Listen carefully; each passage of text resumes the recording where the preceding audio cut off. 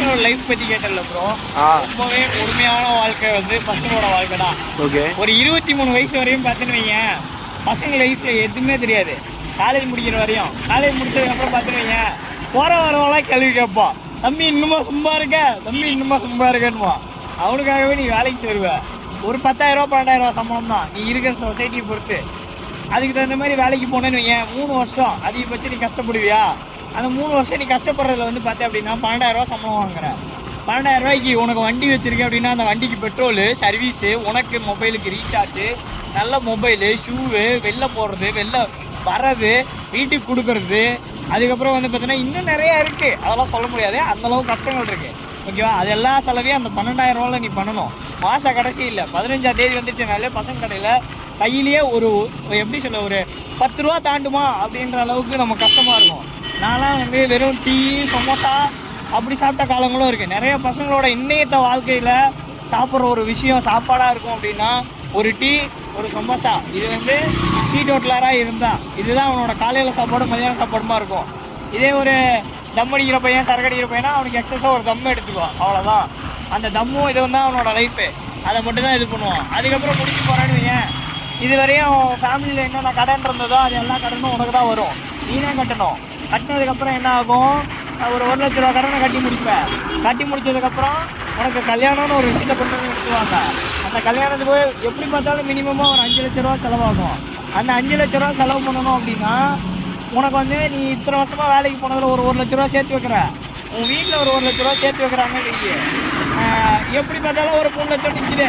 3 லட்சத்தை நீ திரும்ப வந்து கல்யாணத்துக்கு வந்து கடனாக இருக்குது கட்டணும். அந்த கடனை கட்டிக்கிட்டு 1 வருஷத்துக்குள்ளார நீ வந்துடுவேன். அந்த 1 வருஷம் கல்யாணத்துக்கு அந்த பிள்ளையை கூட்டிகிட்டு வந்துடுவேன். எப்படியோ ஒரு ஓட்டிடுவேன், ஒன்றும் பிரச்சனை கிடையாது. ஆனால் 1 வருஷம் கழிச்சு அந்த பிள்ளை ப்ரெக்னெண்ட் ஆகிடுச்சுன்னு வச்சுக்கவேன், நீ கட்டின கடனில் ஒரு 3ல் ஒரு 1 லட்ச ரூபா போகும், மிச்சம் 2 லட்ச ரூபா இருக்கும். அந்த 2 லட்ச ரூபா கடனுக்கு நீ என்ன பண்ணுவ, திரும்ப இன்னொரு கடன் வாங்குவ. எதுக்காக? உன் குழந்தைக்காக. அடுத்தது ஹாஸ்பிட்டல் செலவு. அந்த ஹாஸ்பிட்டல் செலவுக்கு நல்லா போனாலே இப்போல்லாம் வந்து ஆப்ரேஷன் சொல்லி தான் எல்லா வேலையும் முடிக்கிறானுங்க. அப்போ அதுக்கு தகுந்த மாதிரி பண்ணுவானுங்க. அதுலேயும் நம்ம செலவு பண்ணணும். அதுக்கு ஒரு 2 லட்ச ரூபா போட்டுக்குவோம்.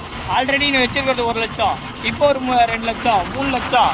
குழந்தைய பார்த்துக்கணும். கை குழந்தையா இருந்தால் அந்த குழந்தைக்கு டைப்பர் வாங்குறது, பவுட்ரு வாங்குறது, தரலாட் வாங்குறது, ட்ரெஸ்ஸு வாங்குறது, காலுக்கு போடுற ஷூ வாங்குறது, இந்த மாதிரி நிறைய வாங்கணும்.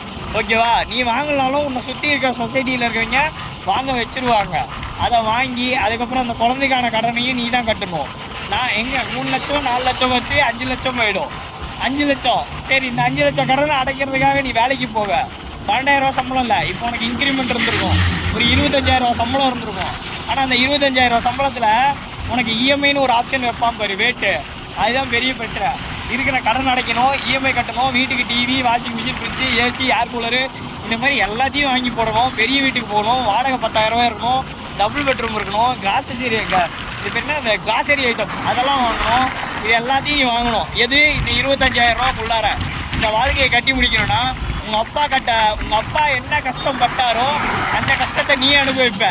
இதுக்கு அடுத்தது பசங்க காலம் முழுக்க கடனை மட்டும்தான் கட்டிகிட்டு இருக்க முடியுமே தவிர எந்த பையனும் எனக்கு இதுதான் வேணும், இதை தான் நான் அனுபவிக்கணும்னு சொல்லி ஒரு மிடில் கிளாஸில் இருக்கவன் அவன் லைஃப்பை வாழ்கிறது ரொம்ப ரொம்ப ரொம்ப ரொம்ப ரொம்ப கஷ்டமான ஒரு விஷயம்.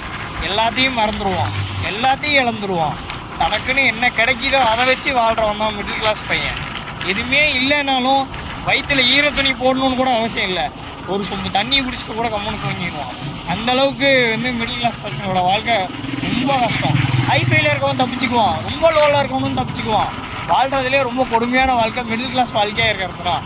ஏன்னா இவனுக்கு வந்து எட்டி அந்த ஹை கிளாஸ் வாழ்க்கையை தொடரணும்னு ஆசை இருக்குமே தவிர அது கிட்ட கூட போக முடியாதுன்றதோட விஷயம் எனக்கு தெரியாது. இதுதான் மிடில் கிளாஸ் பசங்களோட பெரிய ஒரு மைனஸே. நம்ம நினைக்கிற விஷயம் நம்ம கிடைச்சிரும் போராடுறோம், ஆனால் அது கிடைக்குமா கிடைக்காதான்னு தெரியாது.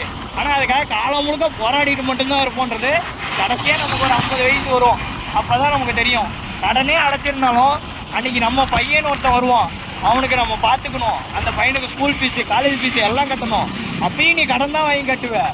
அந்த கடன் அடைக்கிறதுக்கும் நீ தான் ஓடணும். உன் பையனுக்கு கல்யாணம் பண்ணி வைக்கிறதுக்கும் நீ தான் கடன் கட்டணும்.